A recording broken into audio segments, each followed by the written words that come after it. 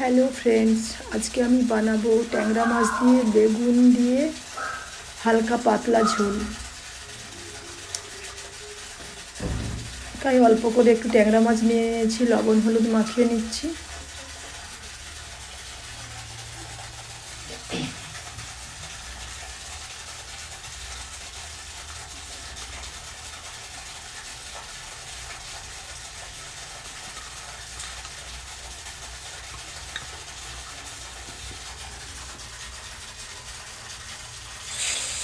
প্যানে তেল দিয়ে মাছগুলো তুলে দিলাম।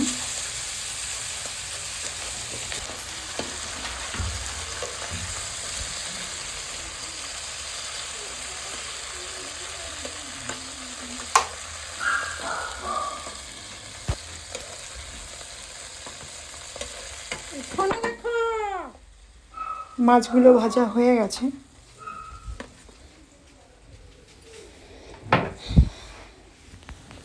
এবার ওই তেলে কালো জিরের ফোড়ন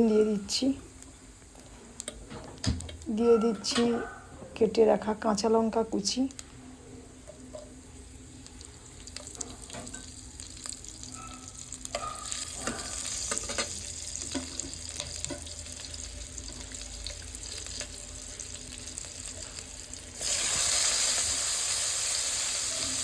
এবার বেগুন কেটে রাখা দিয়ে দিলাম।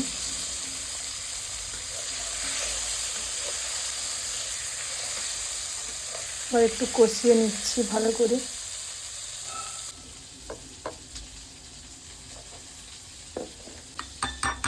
আমি একটা পেস্ট বানিয়ে নিচ্ছি, লঙ্কা গুঁড়ো, হলুদ গুঁড়ো,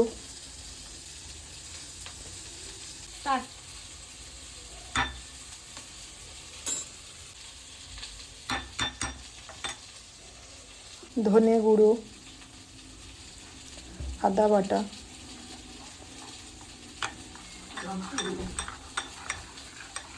এগুলো দিয়ে একটা পেস্ট বানিয়ে নিচ্ছি। আর ওদিকে বেগুনটা কষিয়ে নিচ্ছি।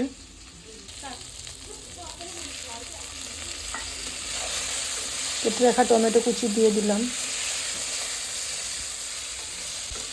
বেগুন সেদ্ধ হবার পর টমেটো কুচিগুলো দিতে হবে, নাহলে বেগুন ভালোভাবে সেদ্ধ হবে না। ভালো করে কষিয়ে নিয়েছি। এবার পেস্টগুলো যে করে রেখেছিলাম দিয়ে দিলাম। এবার মাছটা দিয়ে দিচ্ছি ফোটানোর জন্য।